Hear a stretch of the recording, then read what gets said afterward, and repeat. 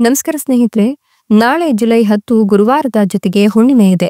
ಈ ಹುಣ್ಣಿಮೆ ಮುಗಿದ ಮಧ್ಯರಾತ್ರಿಯಿಂದಲೇ ಈ 7 ರಾಶಿಯವರಿಗೆ ಭರ್ಜರಿ ದುಡ್ಡು, ರಾಜಯೋಗದ ಜೊತೆಗೆ ಹಣವೋ ಹಣ ಅಂತ ಹೇಳಬಹುದು. ರಾಯರ ಕೃಪಾಶೀರ್ವಾದ ನಿಮ್ಮ ಮೇಲೆ ಇರಲಿದೆ.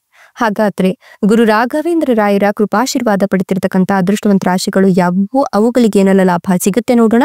ಅದಕ್ಕಿಂತ ಮೊದಲು ಗುರು ರಾಘವೇಂದ್ರ ಸ್ವಾಮಿಗೆ ಭಕ್ತಿಯಿಂದ ಲೈಕ್ ಕೊಟ್ಟು ಪ್ರತಿದಿನ ದಿನ ಭವಿಷ್ಯ ತಿಳಿಯಲು ನಮ್ಮ ಚಾನೆಲ್ ಅನ್ನ ಸಬ್ಸ್ಕ್ರೈಬ್ ಮಾಡಿ. ಹಾಗೆ ಬೇಗನೆ ನಮ್ಮ ವಿಡಿಯೋದ ನೋಟಿಫಿಕೇಶನ್ ಪಡೆಯಲು ಬೆಲ್ ಬಟನ್ ಕ್ಲಿಕ್ ಮಾಡಿ ಆಲ್ ಅಂತ ಕ್ಲಿಕ್ ಮಾಡ್ಕೊಳ್ಳಿ. ಇನ್ನು ನಿಮ್ಮ ಜೀವನದ ಸಕಲ ಸಮಸ್ಯೆಗಳಾದಂತಹ ಸತಿಪತಿ ಕಲಹ, ಪ್ರೀತಿಯಲ್ಲಿ ಮೋಸ, ಭೂಮಿ ವಿಚಾರ, ಕೋರ್ಟ್ ಕೇಸ್, ವ್ಯಾಪಾರ, ಹಣಕಾಸಿನ ತೊಂದರೆ, ಸಾಲಬಾಧೆ, ಸ್ತ್ರೀಯರ ಗುಪ್ತ ಸಮಸ್ಯೆ, ಹೀಗೆ ಹಲವಾರು ಸಮಸ್ಯೆಗಳಿಗೆ ಶಾಶ್ವತ ಪರಿಹಾರ ಮಾಡಿಕೊಡ್ತಾರೆ.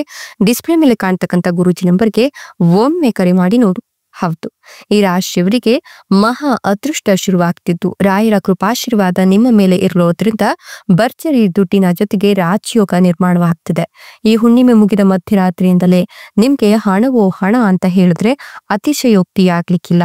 ಉದ್ಯೋಗದಲ್ಲಿ ಅಪರಿಮಿತ ಮುನ್ನಡೆಯನ್ನ ಸಾಧಿಸ್ತೀರಾ. ಹಣಕಾಸು ವ್ಯವಹಾರ ಸುಧಾರಣೆಯನ್ನ ಕಾಣುತ್ತೆ. ಉದ್ಯೋಗದಲ್ಲಿ ವಿಶೇಷ ಸಾಧನೆಯನ್ನ ಗೈಯೋದ್ರಿಂದ ನಿಮ್ಗೆ ಒಂದು ಮೇಲಾಧಿಕಾರಿಗಳ ಸ್ಪಂದನೆ ಸಿಗುತ್ತೆ. ದಂಪತಿಗಳ ನಡುವಿನ ಅನುರಾಗ ವೃದ್ಧಿಯಾಗ್ತಾ ಹೋಗುತ್ತೆ.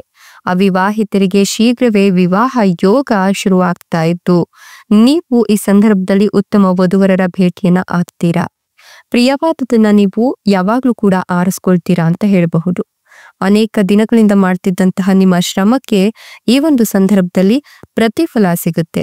ಅಮೂಲ್ಯವಾದ ವಸ್ತುವೊಂದು ನಿಮ್ಮ ಕೈ ಸೇರುತ್ತೆ ಅಂತ ಹೇಳಲಾಗ್ತಿದ್ದು ಇದರಿಂದ ನಿಮ್ಮ ಮನೋಬಲ ವೃದ್ಧಿಯಾಗುತ್ತೆ. ಉದ್ಯೋಗದಲ್ಲಿ ಪ್ರತಿಭೆಗೆ ಪ್ರಾಧಾನ್ಯವನ್ನ ಕೊಡ್ತಾರೆ. ವ್ಯಾಪಾರಿಗಳಿಗೆ ನಿರೀಕ್ಷೆಗೂ ಮೀರಿದ ಲಾಭ ಸಿಗೋದ್ರ ಜೊತೆಗೆ ನೀವು ಈ ಸಂದರ್ಭದಲ್ಲಿ ಉದ್ಯೋಗದಲ್ಲಿ ಉನ್ನತ ಜವಾಬ್ದಾರಿಯನ್ನ ಪಡ್ಕೊಳ್ತೀರಾ. ಉದ್ಯಮ ಕ್ಷೇತ್ರದಲ್ಲಿ ಕೀರ್ತಿ ಪ್ರಗತಿ ಸಿಗುತ್ತೆ. ಸಮಾಜದಲ್ಲಿ ಮಾನಹಿತವಾದ ಕಾರ್ಯಗಳಿಂದ ಗೌರವ ವೃದ್ಧಿಯಾಗುತ್ತೆ. ಇನ್ನು ನೀವು ಬಾಲ್ಯದ ಒಡನಾಡಿಗಳ ಸಹಾಯದಿಂದ ಸಮಸ್ಯೆಯನ್ನ ಪರಿಹರಿಸ್ಕೊಳ್ತೀರಾ. ಗುರುಸ್ಥಾನದಲ್ಲಿರ್ತಕ್ಕಂಥ ವ್ಯಕ್ತಿಯನ್ನ ಈ ಸಂದರ್ಭದಲ್ಲಿ ಭೇಟಿಯಾಗೋದ್ರಿಂದ ನೀವು ಸಾಕಷ್ಟು ಆದಾಯವನ್ನ ಕಾಣ್ತೀರಾ. ಜೇನು ಸಾಕಾಣಿಕೆ ಆರಂಭಿಸ್ಲಿಕ್ಕೆ ನಿರ್ಧಾರ ಮಾಡಿರೋರಿಗೆ ಸಹೋದ್ಯೋಗಿಗಳಿಂದ ಪ್ರೋತ್ಸಾಹ ಸಿಗುತ್ತೆ. ಮನೋವಿಕಾಸದ ಪ್ರಯತ್ನದಲ್ಲಿ ಮುನ್ನಡೆಯನ್ನ ಸಾಧಿಸ್ತೀರಾ. ನಿಗದಿತ ಸಮಯಕ್ಕೆ ಕಾರ್ಯವನ್ನ ಮುಗಿಸಲು ನೀವು ಪ್ರಯತ್ನವನ್ನ ಮಾಡೋದ್ರಿಂದ ಏಳಿಗೆಯನ್ನ ಕಾಣ್ತೀರಾ. ಮರುದಿನದ ಆಯೋಜಿತ ಸೇವಾ ಕಾರ್ಯಗಳಿಗೆ ಸಿದ್ಧತೆಯನ್ನು ನಡೆಸಿದ್ರೆ ಅದರಲ್ಲಿ ಸಕಾರಾತ್ಮಕ ಸ್ಪಂದನೆಯನ್ನ ಕಾಣ್ತೀರಾ.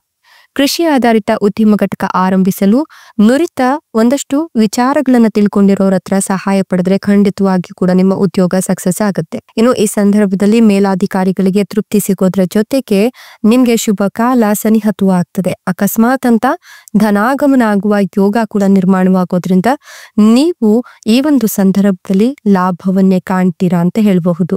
ಇನ್ನು ಮಕ್ಕಳಾಗದೆ ಇರೋರಿಗೆ ಮಕ್ಕಳಾಗುವ ಯೋಗ ಇದ್ದು ಈ ಸಂದರ್ಭದಲ್ಲಿ ಪಿತ್ರಾರ್ಜಿತ ಆಸ್ತಿಯ ಲಾಭ ಕೂಡ ಇದೆ. ಕೋರ್ಟ್ ಕಚೇರಿ ಅಲೆದಾಟ ತಪ್ಪುತ್ತೆ.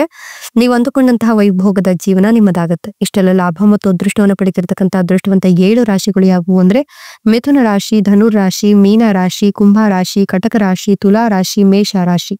ಇವುಗಳಲ್ಲಿ ನಿಮ್ಮ ರಾಶಿ ಇದ್ದರೂ ಇಲ್ಲದಿದ್ದರೂ ಭಕ್ತಿಯಿಂದ ಓಂ ನಮೋ ಗುರು ರಾಘವೇಂದ್ರಾಯ ಅಂತ ಕಮೆಂಟ್ ಮಾಡಿ. ಧನ್ಯವಾದಗಳು.